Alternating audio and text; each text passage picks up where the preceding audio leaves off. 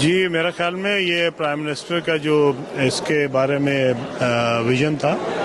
اس کو ہم نے آج بڑے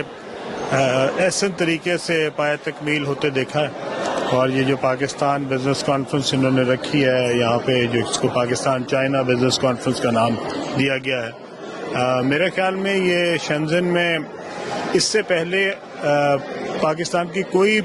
بزنس کانفرنس بھی اتنی کامیاب نہیں ہوئی جتنی یہ کامیابی ہے۔ اس میں جو پارٹیسپینٹس تھے، 500 سے زیادہ کمپنیز چائنیز نے پارٹیسپیٹ کیا،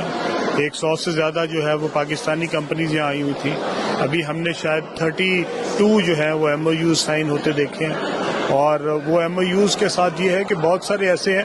جن کی کنیکٹیوٹی ہو گئی آپس میں، B2B۔ جو ایگریکلچر کا ہے اس نے ایگریکلچر والے سب کو مل لیا، اور ان کے ساتھ اگر وہ سائن نہیں بھی ہوا آج MOU، but they have established the contact۔ اور جب آپ کا بزنس میں کانٹیکٹ اسٹیبلش ہو جاتا ہے تو پھر لانگ ٹرم آپ کی ان کی بہت سارے آپشنز جو ہیں وہ کھلتے ہیں۔ اور میرے خیال میں سب سے امپورٹنٹ بات یہ ہے کہ جو چائنیز کمپنیز ہیں وہ چائنا سے باہر نکلنا چاہ رہی ہیں۔ آپ کو پتہ ہے ان کے اوپر بہت ساری ڈیوٹیز لگی ہیں، اینٹی ڈمپنگ ڈیوٹیز لگی ہیں، بہت سارے ٹیکسز لگے ہیں یورپ کے لیے، امریکہ کے لیے۔ تو وہ بھی چاہتی ہیں کہ چائنا سے باہر نکل کے تو اپنے یونٹس لگائیں تاکہ وہ وہاں سے ڈائریکٹ ایکسپورٹ کر سکے۔ ان کے پاس بہت سارے ملکوں کی آپشنز ہیں،